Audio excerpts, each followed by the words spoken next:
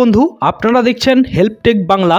আমি আজ এই ভিডিওতে দেখাবো যে যাদের জব কার্ড থেকে নাম বাদ দিতে চান তারা কিভাবে জব কার্ড থেকে নাম ডিলিশন করাবেন।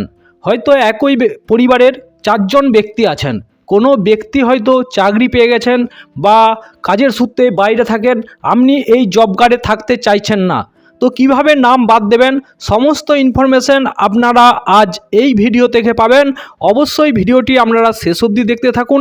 আর যারা আমার চ্যানেলে নতুন তাদেরকে বলবো চ্যানেলটিকে সাবস্ক্রাইব করে সঙ্গে থাকবেন, আর যারা সাবস্ক্রাইব করেছেন তাদেরকে অসংখ্য অসংখ্য ধন্যবাদ। প্রথমেই বলে রাখি, আপনাকে ফর্ম নাম্বার 1 ক যে ফর্ম আছে সেই ফর্ম কিন্তু আপনি গ্রাম পঞ্চায়েতে পাবেন। সেই গ্রাম পঞ্চায়েতের থেকে আপনাকে ফর্ম সংগ্রহ করতে হবে এবং কি কি ডকুমেন্টস লাগবে সমস্ত ইনফরমেশান আপনাদের দেব। তো আপনার জব কার্ডে হয়তো একটা পরিবারের হয়তো 4 জন কি 5 জন আছেন বা 6 জন 7 জন যতজনই থাক, আপনার হয়তো কোনো কারণে আপনি চাকরি পেয়ে গেছেন বা বাইরে থাকেন, আপনি সেই জব কার্ডে আর থাকতে ইচ্ছুক নয়। তো সেই কারণ আপনাকে কিন্তু প্রমাণিত দিতে হবে ডকুমেন্টসের মাধ্যমে। তো আপনি তার জন্য আপনি নাম বাদ দিতে চাইছেন সেই জব কার্ডটি থেকে।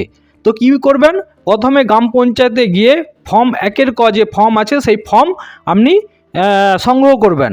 এবার বলে রাখি, এই ফর্ম কিন্তু এনআরজিএসের ফর্ম, এখনও আপডেট ফর্ম আসেনি, এটা দিয়েই কাজ চলবে। এখন আপনারা জানেন ভিভি রামজি চালু হয়েছে, তো ভিভি রামজি চালু হলেও পুরনো যে ফর্ম আছে সেই ফর্ম দিয়েই কিন্তু এখন কাজ চলছে। পরে আপডেট যখন চলে আসবে তখন আপডেট হবে। তো এখন বলে রাখি, এই ফর্ম, এই যে 4 খ ফর্ম আপনাদের সামনে আমি দেখাচ্ছি। এখানে প্রথমেই আপনাকে জেলার নাম, ব্লক, গ্রাম পঞ্চায়েত, গ্রাম সংসদ, ক্রমিক সংখ্যা, অর্থাৎ আপনার যে জব কার্ড সেই জব কার্ডের নাম্বারটা এখানে উপরে লিখতে হবে। আপনার ব্লক কোড, গ্রাম পঞ্চায়েত কোড, গ্রাম সংসদ কোড ও আপনার ক্রমিক সংখ্যা। তারপরে পরিবারের প্রধানের নাম এখানে আপনাকে লিখতে হবে। তারপরে নাম সংযোজন আবেদনকারী বা বিয়োজন ব্যক্তির বিশদ বিবরণ। এই একটাই ফর্ম যে সংযোজন করার জন্য হবে এবং বিয়োজন করার জন্য হবে।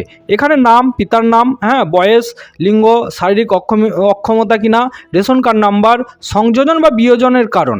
এখানে আপনি সংযোজন যদি করেন সংযোজনের কারণ, বিয়োজনের জন্য কি কারণ সেটা আপনাকে এখানে স্পষ্টভাবে লিখতে হবে।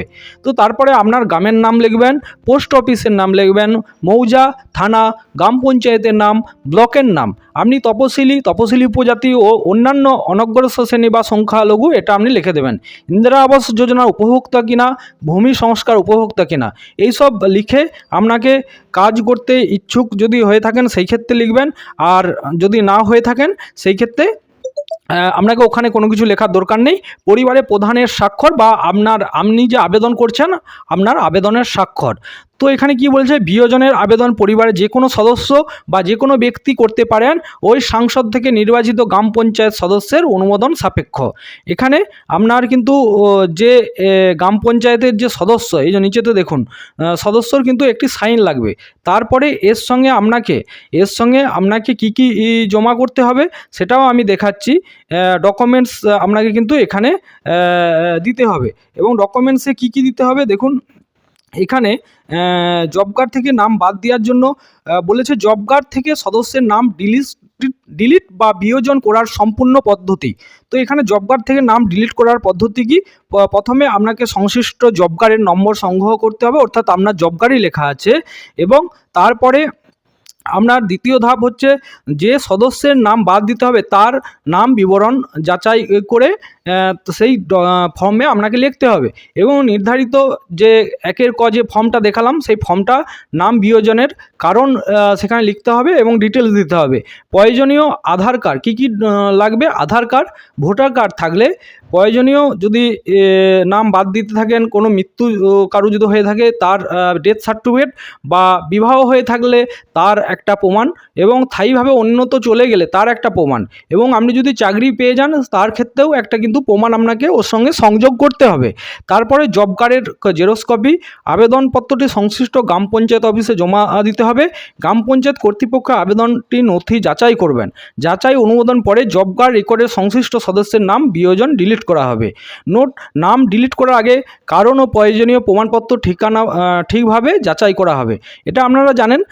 আপনাদের বলে রাখি, গ্রাম পঞ্চায়েত থেকে নাম বা ডিলিট কখনোই করতে পারবে না। এটা ওনারা কিন্তু ডিস্ট্রিক্ট লেভেলে যে লগ ইন আছে সেই লগ ইনে পাঠাবে, অর্থাৎ ডিস্ট্রিক্টে পাঠাবে। ডিস্ট্রিক্ট যে সেল আছে ভিভি রামজি সেল, সেই সেলে পাঠাবে। ওখান থেকে কিন্তু ডিলিট হবে। কোনোভাবেই গ্রাম পঞ্চায়েত বা ব্লক আপনার নাম বাদ দিতে পারবে না। এই রকম ইনফরমেটিভ ভিডিও পেতে অবশ্যই চ্যানেলটির সঙ্গে থাকবেন। ভালো থাকবেন, সুস্থ থাকবেন, সাবধানে থাকবেন।